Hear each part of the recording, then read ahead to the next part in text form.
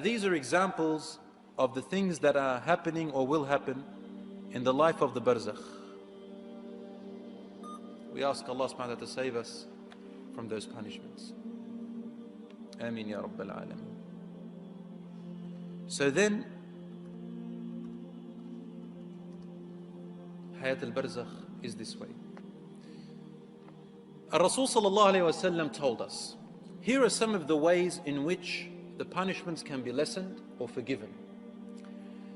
And in your grave, your light can be increased, even though your deeds are not enough to increase the light or to make your journey better. He said there are ways that the dead person can still receive benefit in their grave, and their state will be better. إذا مات ابن آدم انقطع عمله إلا من ثلاث. When the son of Adam dies, all of their actions are cut off. Khalas, there's nothing that you can do anymore, except for three things. A righteous child that will supplicate for you, or an ongoing knowledge, or a beneficial knowledge which you left behind that people can benefit from, or an ongoing charity which you left behind that people can benefit from. Ongoing charity. In a hadith it says that a person who is in their grave, their deeds will be enough to give them as much light as it should be. Suddenly they see, as time goes on, nur, more light and provision is given to them. And they say, "Oh my Lord, where is this light coming to me from?" And a reply comes to him saying, "لَكَ وَلَدٌ صَالِحٌ يَدْعُ لَكَ." You have a righteous child that is supplicating for you. Now, because this is your work which you left behind. So my dear brothers and sisters, your children, let them be your investment. Not so they can take over your company in this life, but so that they can supplicate for you and be your investment in the hereafter. Your children can be your biggest enemies in the hereafter, or the best thing that's ever happened to you. Depends how you develop them. After the barzakh world, the people stay in there for only Allah subhanahu wa ta'ala knows how long the people stay in their graves. Until the day of judgment arrives, and Allah subhanahu wa ta'ala informs or commands the angel Israfil to blow into the trumpet for the world to end. That is when the dead are risen, and everyone on earth and in the heavens whom Allah wills will die. The Prophet ﷺ said, "You'll stay in your graves for 40. The companions who narrate this hadith say, "We don't know if he meant 40 years, 40 days, 40 hours, Allahu A'lam, 40 months, but you stay for a while before the resurrection in that state." The body decays, it goes. And if you opened up a grave, you won't see a body being punished. Similar, as we said, to the example of when you're asleep. However, it is being punished in a world that you cannot understand, or being rewarded in a world that you also cannot understand. It is a sunnah for the people to pay condolences to the family of the dead person. And the way we pay condolences, I'd like to take this opportunity to mention this, is not necessarily in the cultural way that we are used to these days. I don't know how your culture is, but in my culture, in the Arabic culture, or in the Lebanese culture in particular, they have something called the aza for 3 days.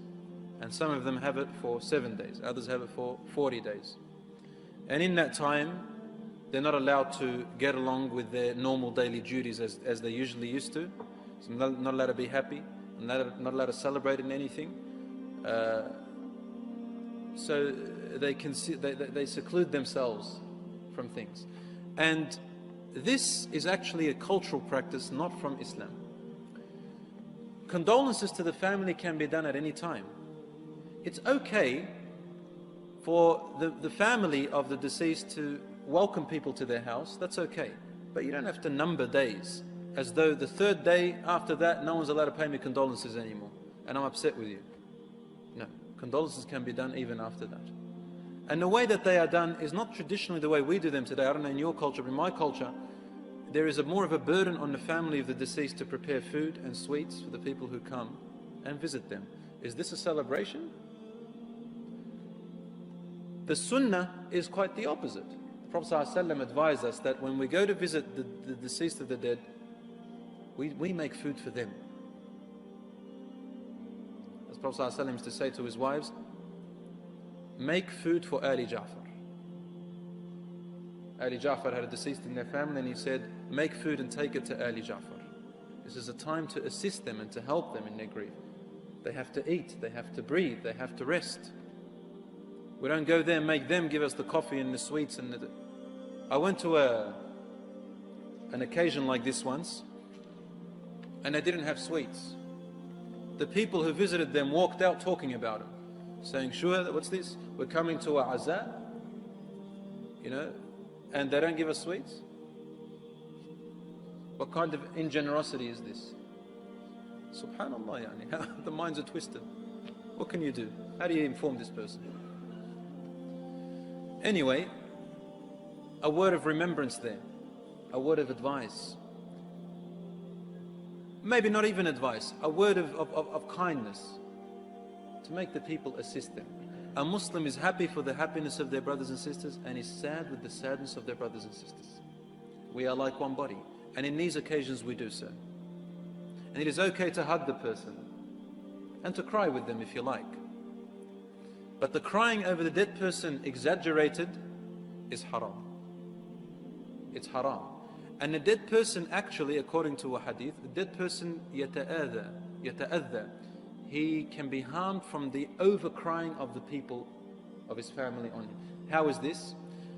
The ulama told us that this means if the person who has died knows definitely that their family will,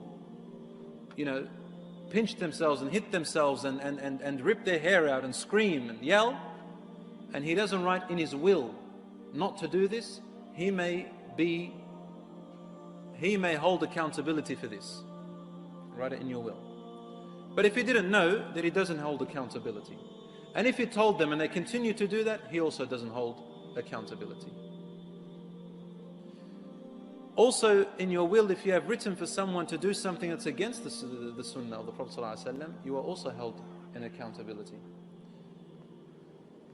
This man wrote, he said, I want you to use $40,000 of my money to build my grave and make it really nice as much as you can, so that when people come to visit, it's presentable. Subhanallah, if only that miskin knew that when you die, if you were able to come back out, you will say to them, please stop, use that money and give it in charity, please, I need the rewards.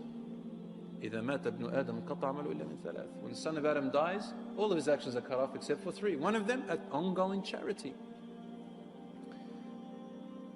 And the Prophet ﷺ told us in a long hadith, he used to say, there are many forms of ongoing charities.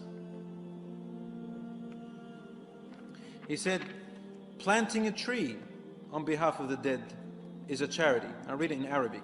سبع يجري أجرها للعبد بعد موته وهو في قبره. There are 7 things which keep going for the dead person, benefiting them in their grave while they are dead in their grave.